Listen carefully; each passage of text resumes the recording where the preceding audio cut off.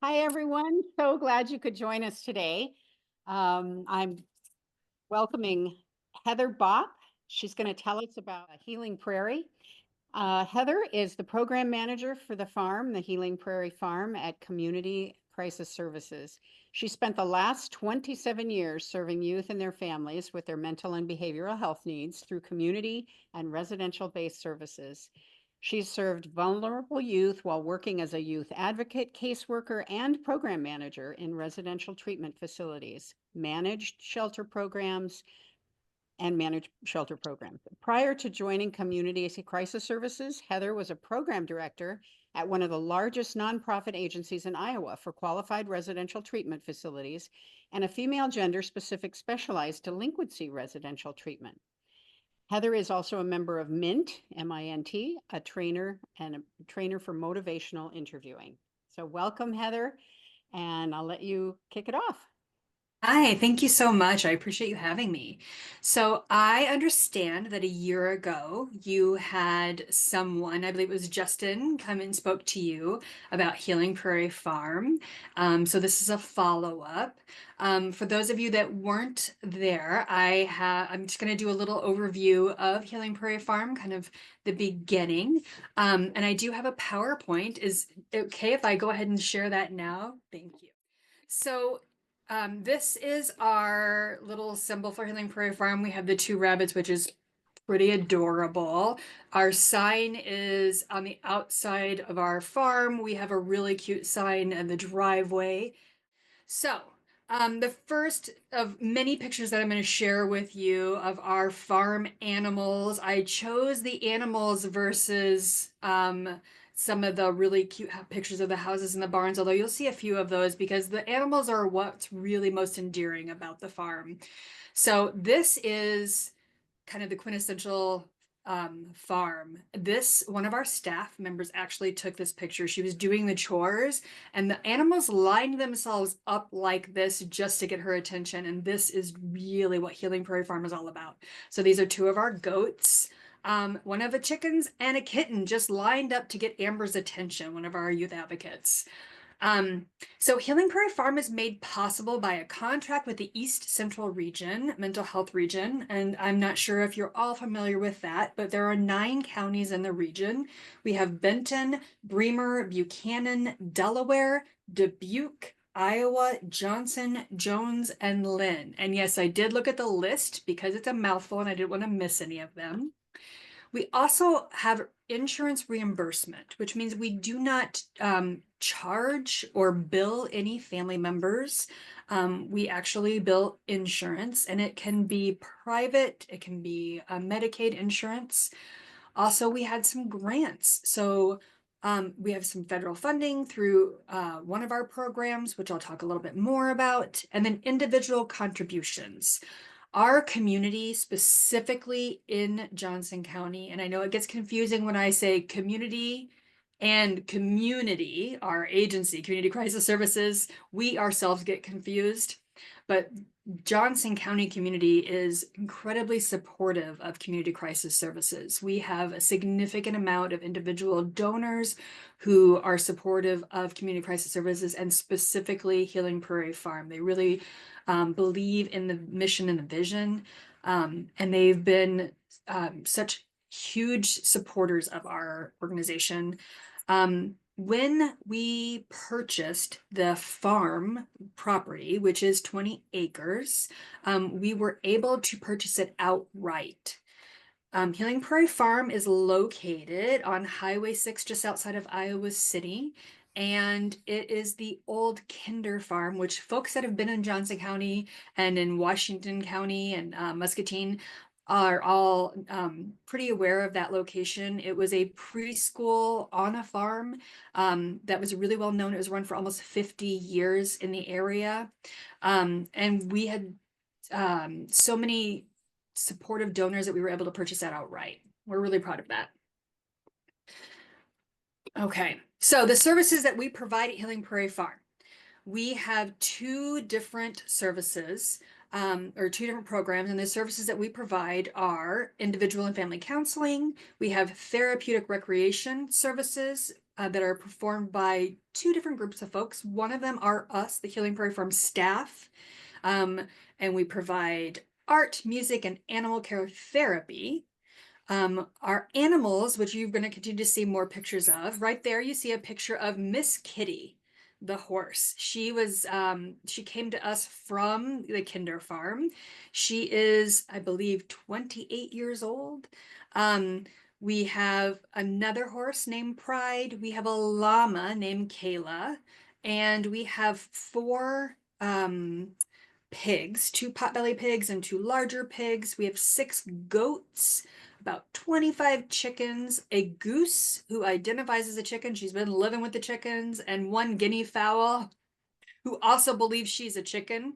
She used to live with another flock of guinea fowl down the road, but she just hopped into the chicken pen.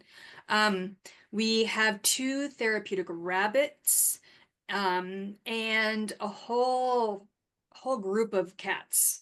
Um, those are our main group of animals. So we have a lot of different activities that the youth can participate in with the animals, whether it is feeding the animals or grooming them or just putting the goats on a leash and walking them. Whatever it is, that's what the kids can participate in. We also have a peer support specialist who has lived experience. Um, she really needed the kind of environment that Healing Prairie Farm provides when she was growing up. And so she can really relate to what our youth are experiencing. She went through the certification to become a peer support specialist, and now she provides individual and groups for our youth. We are currently putting 2 of our youth advocates through the peer support certification at groups right now, the training. So we're really excited about that. Our staff they come from a variety of backgrounds. We have staff that were BHIS providers in a previous life, some that worked in residential care, some that worked in the schools, and a variety of levels of education. We have really highly qualified staff that can meet our kids in a variety of different areas and ways.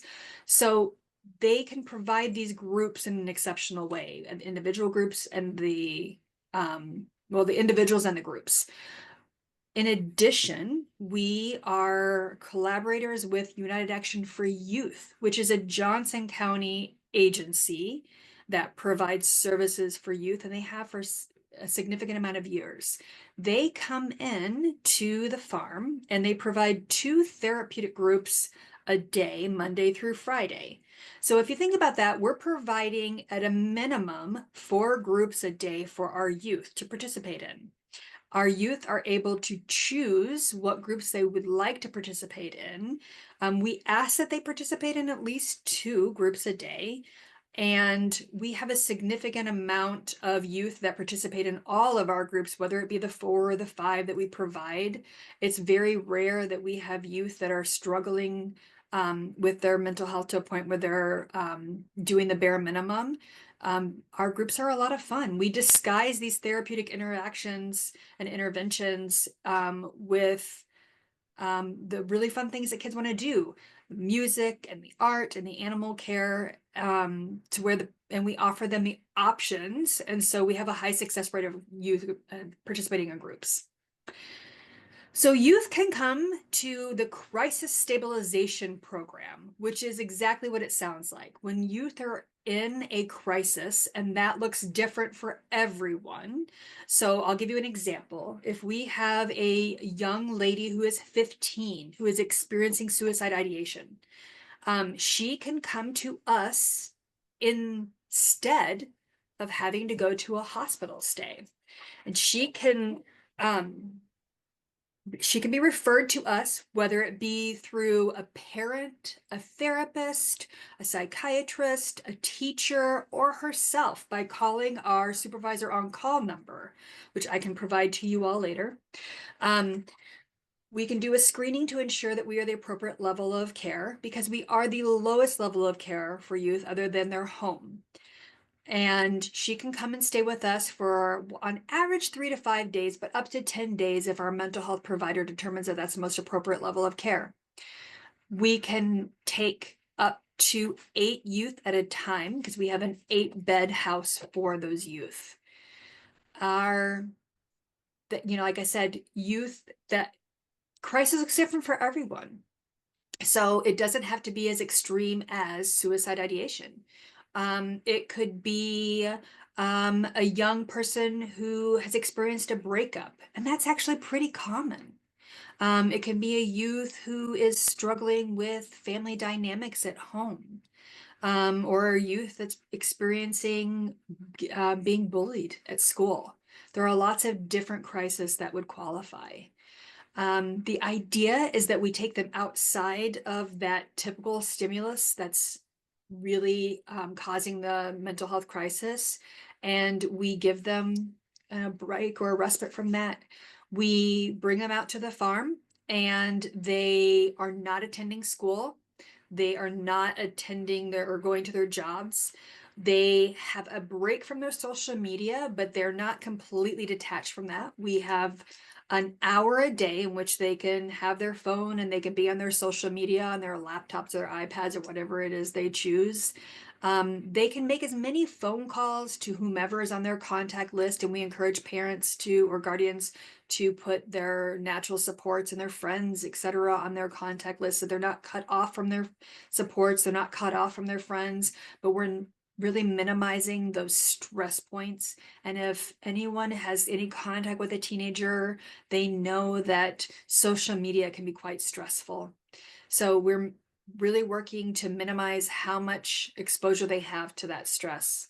After that hour of tech time, we have our skilled staff members that are able to process with our youth about that exposure to that social media. How do you feel? Who did you talk to? And do you feel like that was a positive experience? If not, do you want to talk about that? We have a lot of good processing, individual processing and group processing that occurs after tech time.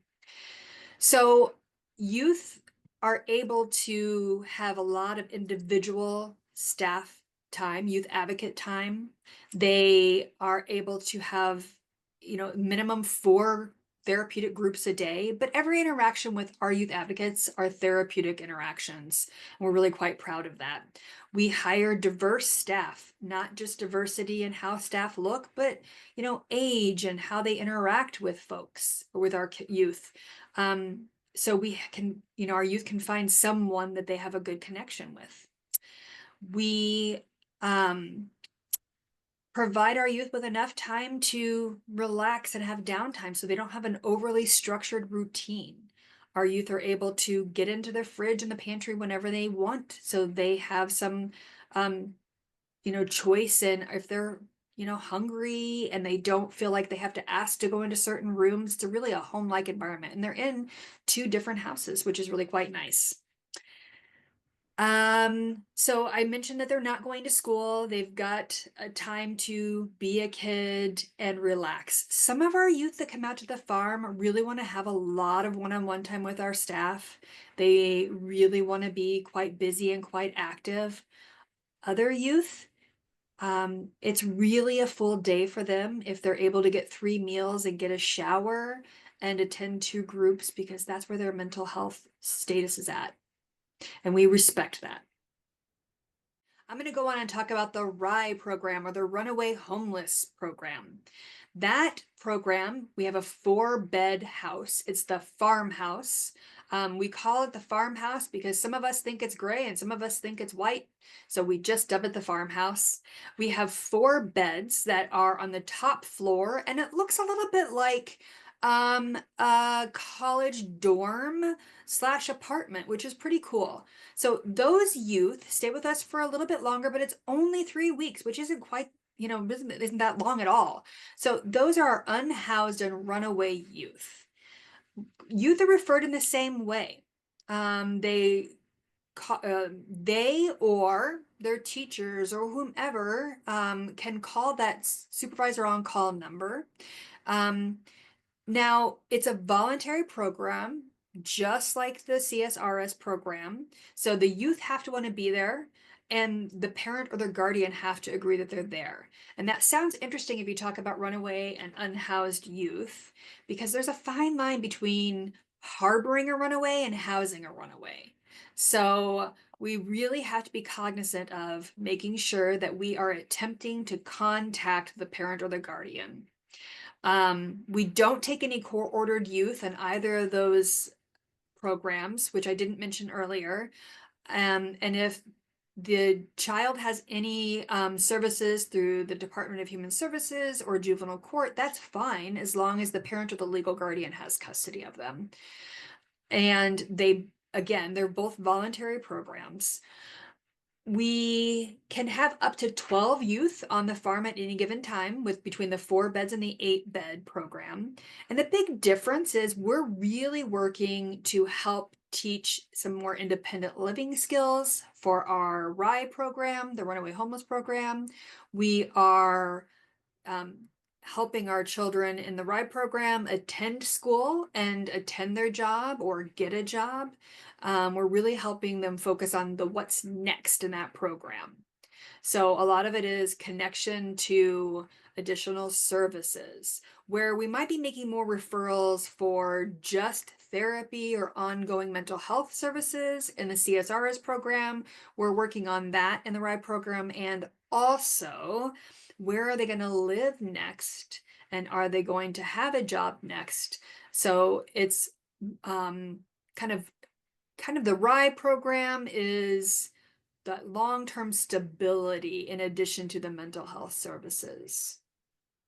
So we have a caseworker who is also the mental health provider for both of those programs. And her name is Marissa Rutenbeck. She's the program coordinator. She's got a lot of different titles and a lot of different things to do. She's phenomenal, and she is also the supervisor of our peer support specialist. So she works really hard to collaborate with the peer support specialist, and together they do the aftercare for all of our youth at the farm. So all of the youth that come to the farm, whether they're in the crisis stabilization program or the RIE program, can come back to the farm for open groups. So they don't have to say goodbye forever to the animals and the staff. They can come back and visit in a really structured way, which is quite nice. And they can attend those, they can still see their friends that they saw there too in a really structured and positive way. So I've talked about the animals, which leads me to talk about the care farm model. So really the care farm model is based on agriculture or farmland. It's really more commonly known in Europe. There are some care farm models being used in North America, but they're more common in Europe. It really, I guess I kind of talk about us as being care farm light. So we're not asking children to do child labor. I want to be really clear about that. We allow them to have the opportunity to, if they would like to, partake in animal feeding chores, or during the summer they do some light gardening if they like to. But it really allows them to process emotions while they're interacting with the animals or doing some therapeutic farm duties. Now we have an animal caretaker who does kind of the messy animal chores, that deals with all of the stall cleaning, etc. If kids ever want to participate in that, which we do have kids that say I'd really like to do that, they're welcome to. They're never expected to. It's very rare that I've done animal chores without a kid wanting to help out with that. Kids love to interact with our animals. And you can see there's Miss Kitty again, and then Kayla the llama on the side. Kids really love, I think probably the most loved chore out there would be gathering the chicken eggs. For some reason, that's like a true delight for youth. They really, really love it. We do have several different types of chickens, and so we have several different types of colored eggs, and that's probably their favorite chore. Aside from feeding the horses, for some reason, that's like the second best winner. And maybe that's because Pride, our white horse, is so insistent that he's starving, and so he gets super, super excited about it. So back to the care farm model. Um, Doing something like brushing a horse is an immediate reward for the youth. They get to see how happy they are to see them. Animals give you unconditional positive regard. And when you treat an animal kindly, you get that immediate feedback from them. So kids out at the farm, they get to connect with nature constantly, whether it is 11 degrees and Heather is saying, okay, we have to go back in because I'm freezing. We are outside all the time. We have a beautiful environment out there. We've got a very large pond with a willow in the middle of it. We have a double deck outside of our red house, which is a CSRS house. We have 20 acres, 9 acres in which we frequently use. The rest we have a farmer who is renting that out. But we have just a really great space. Our pond, by the way, is stocked, so our kids like to fish constantly, and we have a paddle boat on that. Um, we have a lot of repetitive movement activities out there at the farm, whether they are fishing or they are gardening or they are filling buckets with water to take to the animals. It really does help improve their mood and reduce anxiety. We all know that repetitive movement is really helpful for our brains. So we know that the farm has been really helpful to a lot of our youth, and we understand that the care farm model supports that, it enforces that. So it it's evidence-based that the care farm model reduces that likelihood that youth are going to need a higher level of care in the future when they've utilized supports like this. And we're really thankful that we can provide that. Something that we are adding this spring, which is quite exciting, is we are almost, I would say we're probably a month out from having our new barn built, which means in March we are getting 2 additional horses. We already have our riding arena completed, which is super exciting. So our current horses are 28 and 31, Miss Kitty and Pride. So 2 additional horses are coming when the barn is completed so that we can provide therapeutic riding services for our youth, which we're so excited.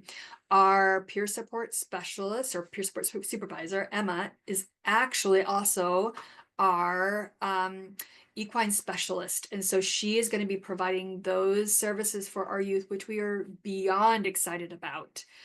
Just one more thing that we can add for our youth, and that will be provided for our youth that are currently at the farm and the youth that come back to visit.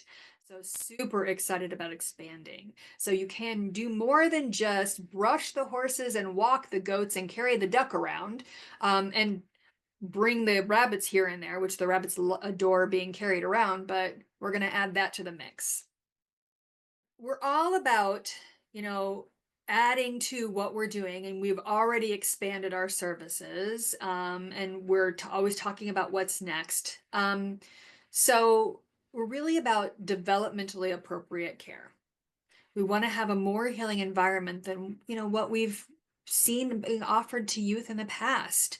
There's a time and a place for everything. And we also know that there are times where our youth have, we've had to screen and say maybe they need a higher level of care. We understand that we're the lowest level of care, but we want to be able to offer our services and more for what youth need. We've found that we've been very helpful and very successful for youth that don't need to go into a higher level of care. We've seen that we've been incredibly successful in helping out many, many children. What it requires is, the support beyond what our funding is currently offering. So what our insurance and what our regional support is not covering is the cost of care for our farm animals. Now, we do have, like I said, Johnson County especially has been incredibly supportive. So we do have a great deal of support that is covering that.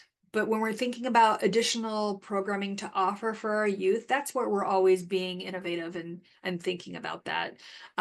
We've got some really fantastic ideas and some dreams that we're always kind of planning ahead, and that's where our brain is thinking, where do we go next and how do we fund that? That's the big thing that kind of holds us back from this pie in the sky dreams. Okay, So I mentioned this before, but Healing Prairie Farm is a voluntary program, and that's really important. I want to reiterate that. The big difference from the farm from, and every other program that I've ever worked in is that youth are not court ordered there. And that makes such a significant difference. We all know that when you have a choice in something, your intention and your willingness and your participation is significantly greater. Our youth actually do get to decide if they want to come out there. And if they ever say to me, Heather, I don't want to be here anymore, then my first question is why? Because sometimes they just say I'm homesick and we can help work through that. I mean, that's really common. Everybody gets homesick. But if they genuinely don't want to be there anymore, we figure out where they need to be. And we listen to them. It's much more than saying, do you want to put on your left shoe or your right shoe first? It's a genuine choice.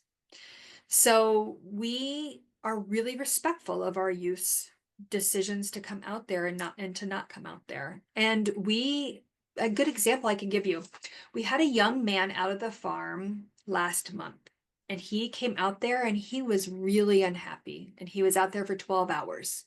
And he said, I don't want to be here anymore. Call my dad, I'm leaving. We called his dad and we talked to him, and his dad came out there and talked to us again in person. And he said, I'm leaving. I'm leaving right now. And his dad was respectful of that. He took him home, and he only stayed out there 12 hours. And he just came out here a week ago, and he stayed 24 hours. And then he said, call my dad, I'm leaving. And we talked to his dad on the phone. And then his dad came out there and we talked to him.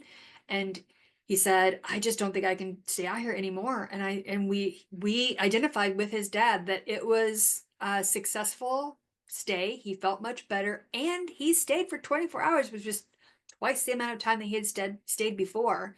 So we identified that as a successful stay for him. He felt calmer, he felt better, and he stayed for double the time that he had stayed last time. So we called that exposure success. And we welcomed him to come back out again if he needed to, because crisis doesn't always happen once for anyone. Crisis can happen more than once. And we're thinking about a successful discharge, we think about that differently than other placements. We're not a residential treatment facility. Crisis happens more than once. We're making referrals for our services. Well, if you think about the wait list for services, one, it can take up to or even more than 3 months to get into a new therapist. And then once you have a new therapist, you have to build a rapport. And you're not cured once you build a rapport and you're seeing a new therapist or a new provider, right? So we would much prefer that youth are coming back to see us if they need that support and that help. So when he left, we said our goodbyes and our good lucks, and we said, if you need to come back, wouldn't it be really cool if you needed to, if you stayed 48 hours next time? And he agreed that might be really cool if he needed to. We're not a locked facility. We don't lock our kids in. Kids can go in and out of spaces. The only rule that we have is we have one office that's a staff office, because we have medications in there and confidential information that kids cannot go in. And you only get to go in the bedroom that you're assigned to. So if you have a roommate, then the two of you can be in there, and that's cool. Just leave the door open. But you just can't go in other people's bedrooms. But you don't have to ask permission to go from one room to the next. You don't have to ask permission to go in the refrigerator or the pantry. And so kids feel like they are really respected. We don't other kiddos. We don't have like a staff bathroom versus a kid bathroom. And that really helps youth feel respected. We have been open to youth since March of 2004. We've been serving youth.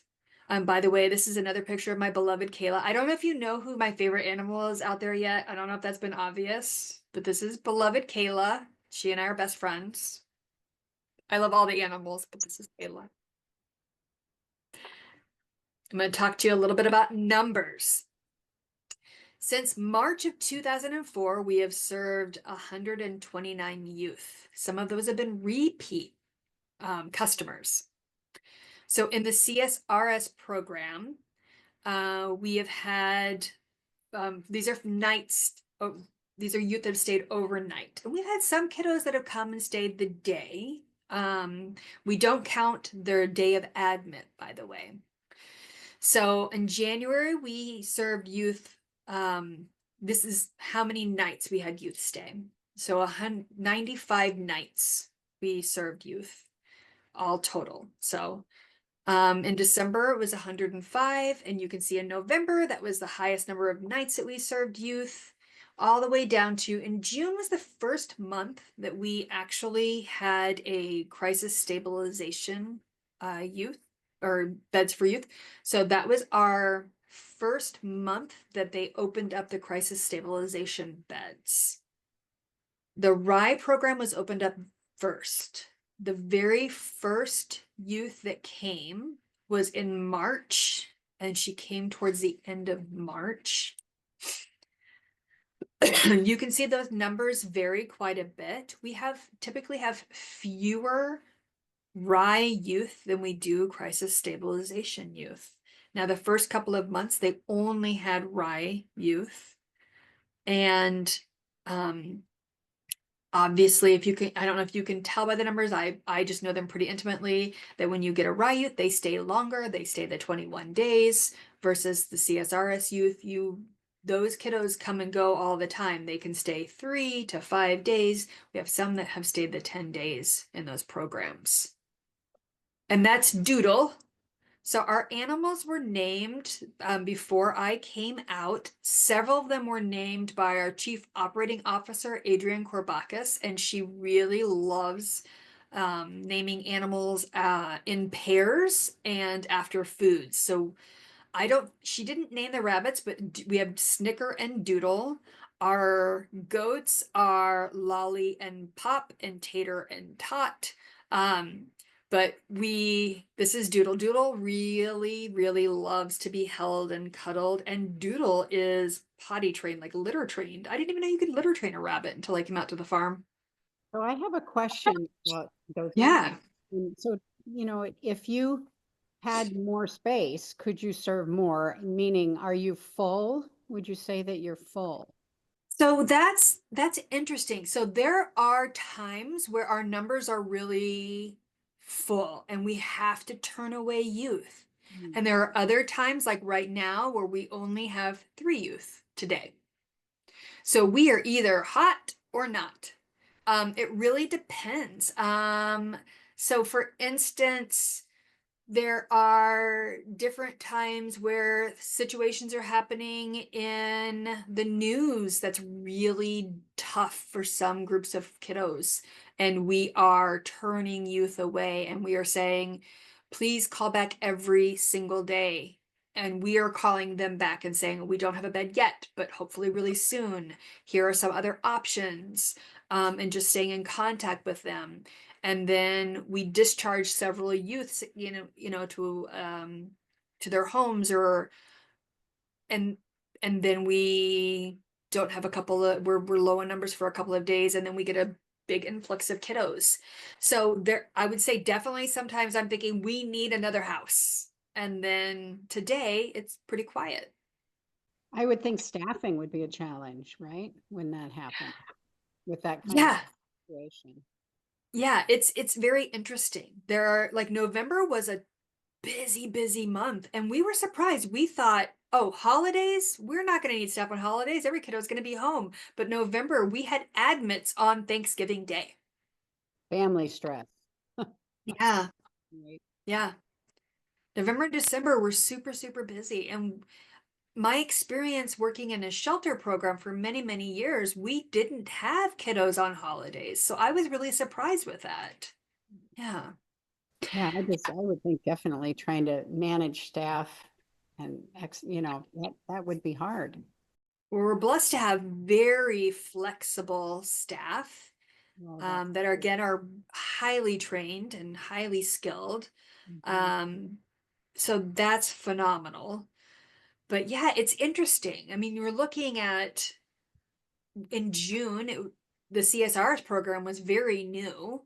So those numbers being lower, that makes sense. Getting the information out there, sharing and doing outreach. And yeah, I didn't put down February numbers, but they're going to be at least matching January. So the more that our information is being shared and the people that know that we're out there, the more we're being utilized, which is fantastic. We want to reach the kids that are in need. So we can also serve youth that are outside our service area, outside of the East Central region.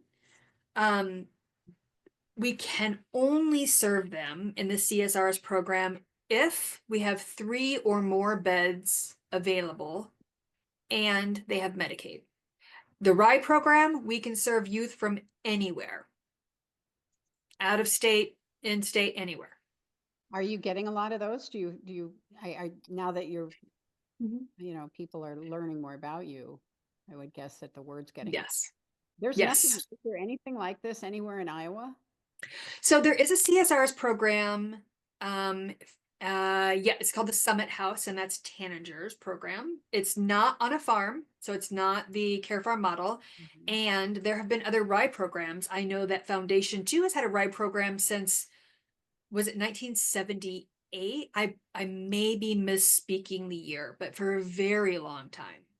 Yeah, it would seem very unique. So a couple of more pictures with a repeat of the Miss Kitty, but this is our older barn. On the upper right-hand side, we have an additional barn, like I said, being built, which has enough stalls for Miss Kitty and Pride and Kayla, if Kayla ever deems, it to be fit to be in a stall. Um, and then the 2 new horses that are going to be coming on, and they enough space to do some groups inside the barn for youth, which is really exciting. And you see our 2 potbelly pigs, um, and some of our beloved chickens. We got a little picture of one of the goats in the side. So we have 6 goats. Those are going to be in the pasture that 2 of the horses are currently in. We also have a swan, and I can't believe I forgot to mention the swan, Emily. When I first started, I was told that she comes over for the winter. She actually is from the farm, but she likes to winter at another pond. I thought it was this really exciting story. I romanticized it quite a bit.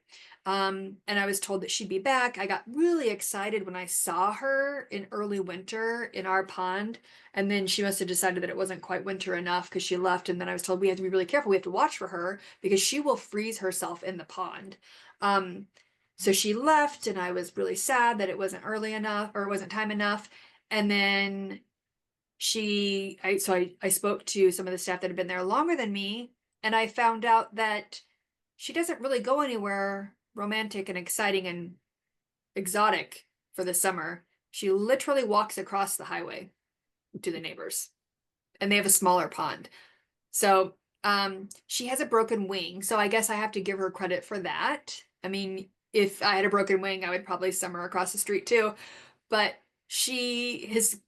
we put her in this barn in one of the stalls for her own safety for the winter where she is right now. And there are 3 cats, 2 long-haired black cats and a short-haired black cat who snuggle up with her in her stall, which is quite adorable. Yeah. So right now she's snuggling with 3 cats in her stall. So what do you do about the youth who stay and you feel like they need more care after their stay? So yeah, our youth, we make referrals for every single youth. And they have a daily assessment from a mental health provider. Mhm. So we are making really solid identifications of where they're at. First of all, really educated assessments. If we feel like they need a higher level of care, that's one thing. We talk to their parents really frankly and make um, a really informed decision with their guardians. Um, if we feel like they need additional supports, we're making referrals to therapists and psychiatrists and anyone else that we feel like they need. We follow up with every youth until they have their first mental health appointment at minimum, if not longer. Um, Parents and And guardians and youth get to decide who that mental health provider is going to be. We don't dictate that. We can make many referrals to those supports and those providers, but they get to determine who that's going to be. We have some great connections with many agencies and providers in the area, so we can help youth get in maybe a little quicker than they typically would. And we also have that really great affiliation with United Action for Youth. So youth can be seen in additional ways. So we can get eyes on kiddos. They can get case coordination from United Action for Youth staff. They can have additional groups from United Action for Youth in the drop-in center, or they can be seen in the school from their staff. We've got some really strong connections with Iowa City Community School District. So we can talk to their student family advocates and their therapists there. So we have, I mean, we work really hard to make sure that we have strong referrals that we follow up on. And if a family needs that additional support, we're right there. And we have the aftercare, which is multi-pronged with Marissa, who's our program coordinator, and Emma, the peer support supervisor, peer support specialist supervisor. And then I can always jump in, and we have those two staff that are going through the peer support training that are can be additional help. So What happens to the court-ordered youth here? so Familiar. yeah, so court-ordered youth they get court-ordered to shelter, or they get court-ordered to residential treatment typically, but we want to serve the youth that don't have that option of being court-ordered. There are so many youth that don't have the luxury of having a judge say, you get to go someplace. Yeah. Right. But also we don't want kids to be forced someplace either. So I know you have merch too, because Yes. yeah, I think my daughter was wearing something about chicken butt. I don't know, and so she got Right. something funny about what chicken butt, and you guys have this funny sweatshirts and t-shirts and so on. Yes, we do. I think there's a great shop in Mount Vernon. I can't remember the name of it right now, but yes, when I accepted the position, that was one of the first things that I did in celebration is I bought several of those shirts, and one of those was the chicken butt shirt. And then there's one with like silhouettes of multiple animals, and there's the great one of our like rabbits jumping in a circle. Yes, we have some great shirts like that. And then we have a really neat pride. Well, the barn quilts is a really neat one with pride barn quilt that community actually made for several of their staff that I love to wear. Yeah, we have some really awesome shirts. That's But the great. chicken butt one is my favorite one. I went to the Rye Tech Convention in Atlanta, Georgia, and they said one of the requirements was one day you had to wear a shirt that represented your agency, and that was the one that I wore. Thank you so Thank much, you. Heather. It was very informative. Thank you. Thanks all for coming.